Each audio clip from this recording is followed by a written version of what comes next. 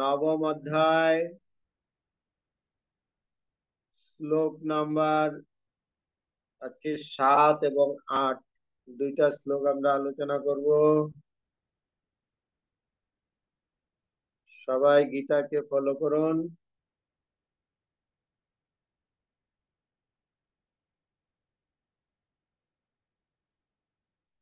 সাত নম্বর শ্লোক। সর্বভূতানি কুন্তেয় প্রকৃতিং যন্তি মামিকাম কল্পক্ষয়ে পুনস্তানি কল্পাদৌ বিসৃজ্যামহম।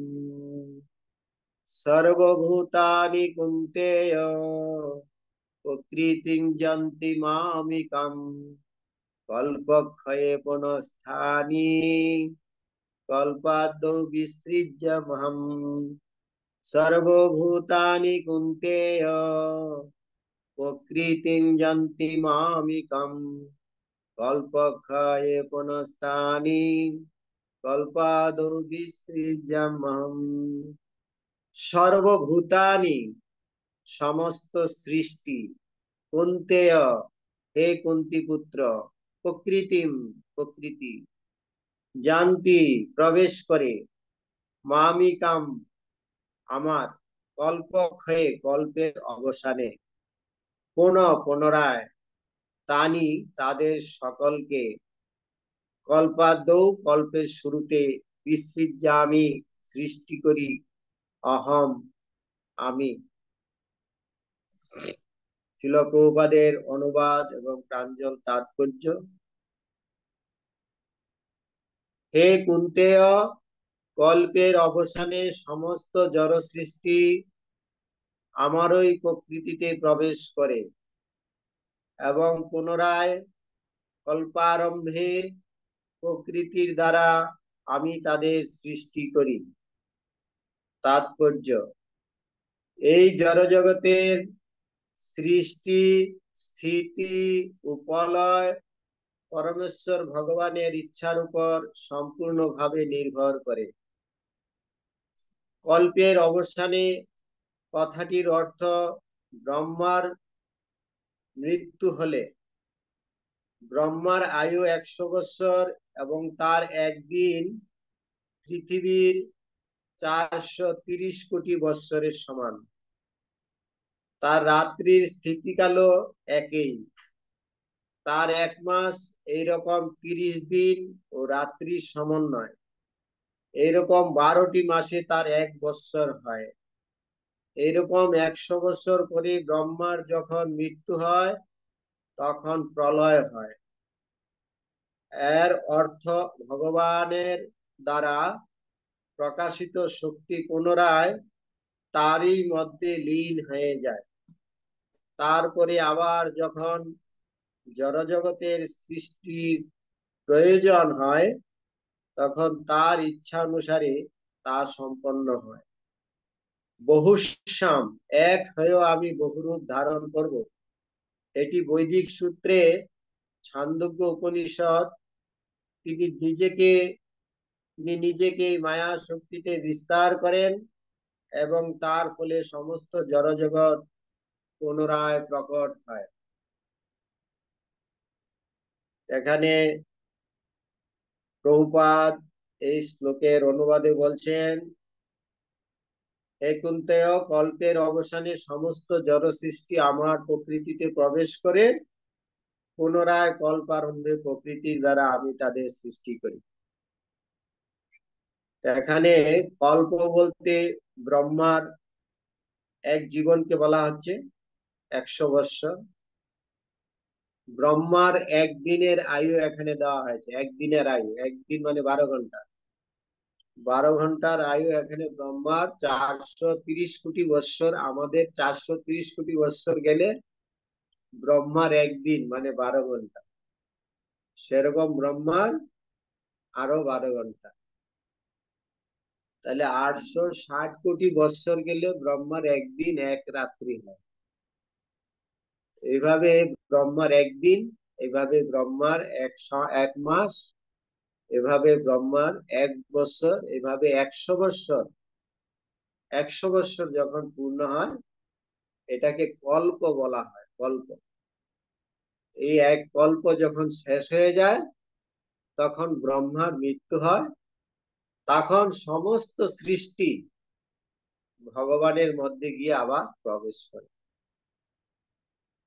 এখানে ভগবানের মধ্যে গিয়ে প্রবেশ করে বলতে তার পরবর্তী শ্লোকে আপনারা জানতে পারবেন এ কোথায় প্রবেশ করে। এখানে ভগবান যদিও সৃষ্টিতে তিনি একলা ঈশ্বর কৃষ্ণ, কিন্তু তিনি এক হয়েও নিজেকে বহু রূপে প্রকাশ করেন। ভগবান এবং তার সাংস প্রকাশ অনন্ত বিষ্ণু রয়ে গেছে, তার বিভিন্ন অংশ প্রকাশ অনন্ত কোটি জীব রয়ে গেছে।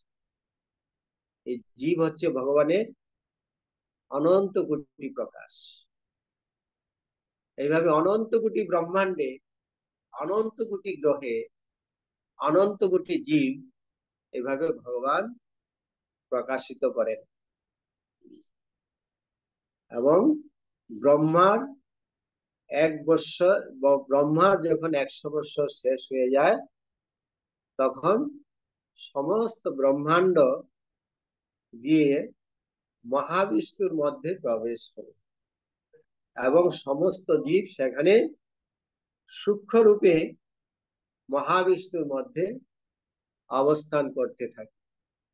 যখন আবার এই সৃষ্টির প্রয়োজন হয় তখন ভগবান আবার সমস্ত জীবকে 84 লক্ষ জনিতে যার যেখানে অবস্থান ছিল সেখানে তাদেরকে আবার ভগবান প্রকাশ করেন। এই শ্লোকের বিষয়বস্তু হলো, আপনারা এটুকু জানুন যে ব্রহ্মার একদিনের সমান হচ্ছে 430 কোটি বৎসর, মানে 12 ঘন্টা, একদিন দিন সেরকম এক রাত্রি। তাহলে আমাদের যদি 430 কোটি বৎসর চলে যায় তাহলে ব্রহ্মার একদিন হয়। তাহলে আমাদের বুঝতে হবে ব্রহ্মার আয়ু কত। কিন্তু ব্রহ্মার আয়ু এত হলো তারও সেই তার হিসাবে 100 বৎসর, এবং এক সময় ব্রহ্মারও মৃত্যু হয়। এইভাবে আব্রহ্ম ভবনালোক পুনরাবতীর্ণ অর্জুন, এই সৃষ্টিতে যত 84 লক্ষ জনিতে জীব জনি আছে, পোকামাকড় থেকে শুরু করে ব্রহ্মা অব্দি, সবাইকে সৃষ্টিতে জন্মগ্রহণ করতে হয়, আবার পুনরায় মৃত্যুবরণ করতে হয়। এই জগৎটা হচ্ছে জন্ম মৃত্যু জরা ভেদি। এই জন্ম মৃত্যু জরা ভেদি দিয়ে এই জগৎ সৃষ্টি হয়েছে, অনিত্য জগৎ, জড় জগৎ।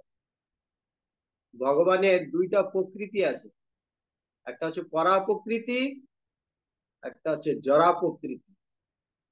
আমরা যেখানে আছি এটা হচ্ছে জরা প্রকৃতি, যার বড় বারবার পরিবর্তনশীল হচ্ছে, ভূত্তা ভূত্তা পলিয়তে, যার একবার সৃষ্টি হচ্ছে আবার ধ্বংস হয়ে যাচ্ছে, আবার সৃষ্টি হচ্ছে আবার ধ্বংস হয়ে যাচ্ছে। এটা হচ্ছে জড় জগৎ। এই জড় জগৎ ভগবান বারবার সৃষ্টি করছেন। কেন ভগবান এই জগৎ সৃষ্টি করছেন? এই সৃষ্টির উদ্দেশ্য হচ্ছে আমাদেরকে সুযোগ দিচ্ছেন যে এই জড় দেহ থেকে আমরা কিভাবে মুক্ত হয়ে ভগবানের ধামে ফিরে যেতে পারি। সৃষ্টি করে তিনি সুযোগ দিচ্ছেন। যখন দেখছেন আমরা এই সুযোগের অপব্যবহার করছি তখন তিনি এই জগৎকে আবার ধ্বংস করে দেন। এইভাবে বারবার জগৎ সৃষ্টি স্থিতি প্রলয় এইভাবে চলতে থাকে। তারপরে 8ম নম্বর শ্লোক দেখুন। 8ম নম্বর শ্লোকে কি বলা হয়েছে? প্রকৃতিং সমবষ্টভ্য বিসৃজামি পুনঃ পুনঃ ভূতগ্রামমিমং কৃষ্ণম অবসম্প্রকৃতির্বশাৎ। অনুবাদ: এই জগৎ আমারই প্রকৃতির অধীন। এই জড় জগৎ হোক আর চিন্ময় জগৎ হোক, সমস্ত জগৎ ভগবানের অধীনেই কাজ করছে। এই জগৎ আমারই প্রকৃতির অধীন, তা প্রকৃতির বশে আপনা থেকেই আমার ইচ্ছার দ্বারা কোন কোন সৃষ্ট হয় এবং আমার ইচ্ছার দ্বারা অন্তকালে বিনষ্ট হয়। প্রভুপাদের তাৎপর্য: এই জড়জগৎ ভগবানের অপরা বা নিকৃষ্ট শক্তির প্রকাশ। অপরা মানে জড়া শক্তিকে বলা হয় অপরা শক্তি, আর চিন্ময় শক্তিকে বলা হয় পরাশক্তি। উৎকৃষ্ট শক্তি এবং নিকৃষ্ট শক্তি। উৎকৃষ্ট শক্তি হচ্ছে চিন্ময় জগৎ, আর নিকৃষ্ট শক্তি হচ্ছে এই জড় জগৎ। এই জড় জগতে উৎকৃষ্ট শক্তি কাজ করছে, যেমন আমাদের দেহের মধ্যে উৎকৃষ্ট একটি শক্তি আছে, সেটা আমরা পরশুদিন বলেছিলাম। আমাদের এই দেহটা যদিও জড়, কিন্তু তার মধ্যে একটা চিন্ময় বস্তু আছে, উৎকৃষ্ট শক্তি, পরাশক্তি। সেটা কি হচ্ছে? সেটা হচ্ছে আত্মা। এই আত্মা আছে বলেই দেহটা নড়াচড়া করছে, কার্যকরী করছে, কোনো কোনো সৃষ্টি হচ্ছে, ধ্বংস হচ্ছে, আবার সৃষ্টি হচ্ছে। এইভাবে ভগবানের এই জড় জগতে ভগবানের অপরা এবং নিকৃষ্ট শক্তির প্রকাশ, এই বিষয়ে বহুবার বর্ণনা করা হয়েছে পূর্বে অন্যান্য শ্লোকে। সৃষ্টির সময় জড় শক্তি মহত্তত্ত্ব রূপে পরিণত হয় এবং প্রথম পুরুষ অবতার মহাবিষ্ণু তাতে প্রবেশ করেন। এই মহত্তত্ত্ব সম্বন্ধে আপনারা বুঝতে পারবেন, এই মহত্তত্ত্ব হচ্ছে ভগবানের যে অনন্ত সৃষ্টি, তার একদিকে রয়ে গেছে চিন্ময় জগৎ, আর সমস্ত অনন্ত সৃষ্টির এক পাশে একটু অল্প মেঘের মতো সেখানে মহত্তত্ত্ব রূপে প্রকাশ করেন, যার মধ্যে এই জড় জগৎ গুলা সৃষ্টি হয়। সেই মহত্তত্ত্বের মধ্যে ভগবান তার প্রথম পুরুষ অবতার যে মহাবিষ্ণু, তিনি সেখানে প্রকাশিত হন। তিনি সেখানে প্রকাশিত হয়ে কারণ সমুদ্রে শায়িত হন। তিনি তার কারণ সমুদ্রে শায়িত থাকেন এবং তার নিঃশ্বাসের ফলে কারণ সমুদ্রে অসংখ্য ব্রহ্মাণ্ডের সৃষ্টি হয়। তাহলে ব্রহ্মাণ্ড গুলো আসছে মহাবিষ্ণুর অঙ্গ থেকে, সব প্রকাশিত হচ্ছে। সেই ব্রহ্মাণ্ডগুলির প্রতিটিতে তিনি আবার গর্ভোদকশায়ী বিষ্ণু রূপে প্রবেশ করেন। মহাবিষ্ণু থেকে অনন্ত কোটি ব্রহ্মাণ্ড সৃষ্টি হচ্ছে, আবার প্রত্যেকটি ব্রহ্মাণ্ডে আরেকজন বিষ্ণু প্রবেশ করেন, তার নাম হচ্ছে গর্ভোদকশায়ী বিষ্ণু। যেই গর্ভোদকশায়ী বিষ্ণু, সেই গর্ভোদকশায়ী বিষ্ণু নাভিপদ্ম থেকে ব্রহ্মার সৃষ্টি হয়। তো সেই গর্ভোদকশায়ী বিষ্ণু রূপে প্রবেশ করেন এবং প্রতিটি ব্রহ্মাণ্ড এইভাবে সৃষ্টি হয়েছে। তিনি নিজেকে আবার ক্ষীরোদকশায়ী বিষ্ণু রূপে প্রকাশ করেন। যেরকম গর্ভোদকশায়ী বিষ্ণু যে প্রতিটি ব্রহ্মাণ্ডে প্রবেশ করছেন, প্রতিটি ব্রহ্মাণ্ডের থেকে আবার আরেকজন বিষ্ণুর সৃষ্টি হয় গর্ভোদকশায়ী বিষ্ণু থেকে, তিনি হচ্ছেন ক্ষীরোদকশায়ী বিষ্ণু। এই ক্ষীরোদকশায়ী বিষ্ণু তিনি প্রকাশিত করেন এবং সেই রূপে সর্বভূতে প্রবিষ্ট হন। সর্বভূত মানে সমস্ত কিছুতে ভগবান এই ক্ষীরোদকশায়ী বিষ্ণু রূপে অবস্থান করছেন। যেমন আমাদের দেহে আত্মা। হ্যাঁ, এই ক্ষীরোদক বিষ্ণু প্রকাশ। এইভাবে মজ্জামি সর্বভূতানি, এইভাবে ভগবান সমস্ত ভূতে সমস্ত জীবে অনু পরমাণুতে তিনি প্রবেশ করেন, ক্ষীরোদক সেই বিষ্ণু। এমনকি অতি ক্ষুদ্র পরমাণুতেও প্রবেশ করেন। এই তত্ত্ব এখানে বিশ্লেষণ করা হয়েছে। তিনি সবকিছুর মধ্যে প্রবেশ করেন। এই জন্য ভগবান সর্বত্র বিরাজিত। ভগবান বলে না, ভগবান সর্বত্র বিরাজিত, তার শক্তি সর্বত্র বিরাজমান। ভগবান কোথায় নাই, ভগবান সর্বত্রই আছেন তার শক্তির মাধ্যমে।